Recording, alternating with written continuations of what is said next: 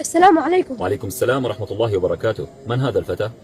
إنه متدرب جديد ومتحمس جدا للتدريب معنا، والجميل أيضا أنه بفضل الله اعتنق الإسلام حديثا، وأيقن أن عيسى عليه السلام عبد الله ورسوله. ما شاء الله تبارك الله. أهلا بك يا بطل بين إخوتك. اليوم نحن لا نرحب بك كزميل جديد في التدريب فقط، بل نرحب بك أخا لنا في الإسلام.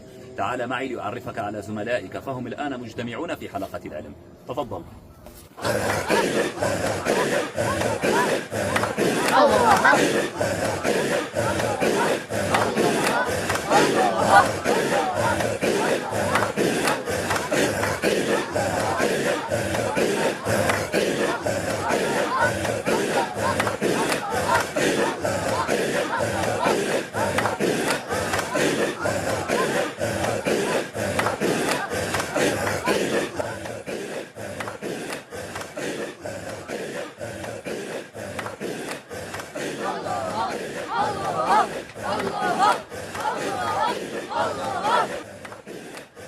أهذا هو دينكم؟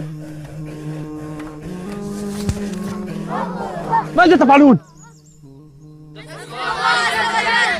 ومن علمكم هذا؟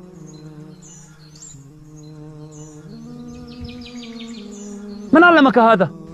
كما تعلم إنني أعمل بالتجارة، وكنت مسافرا منذ مدة إلى الجنوب الغربي من البلاد، فدخلت إلى مساجدهم ورأيتهم يذكرون الله بهذه الطريقة. يا فتى، ديننا دين استقامة لا التواء. إن محمدا صلى الله عليه وسلم عبد الله بالوقار لا بالدوران، وقاد الأمة بالعلم لا بالتمسح والأوهام.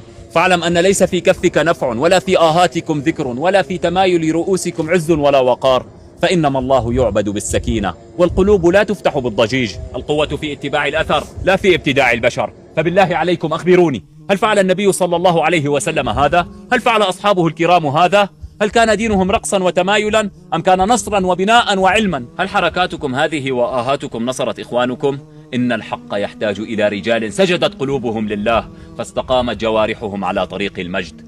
يا بني، لقد عرف العدو أنه لا يستطيع نزع الإسلام من القلوب، لذلك يعمل جاهدا على تحويل دين النصر والعلم إلى طقوس ومواجيد، ليقعدوا المسلم عن سعيه ويشغلوا جسده بالرقص والتمايل بدلا من التفكير والتمكين. ولكن خسئ العدو وخسئت مساعيه.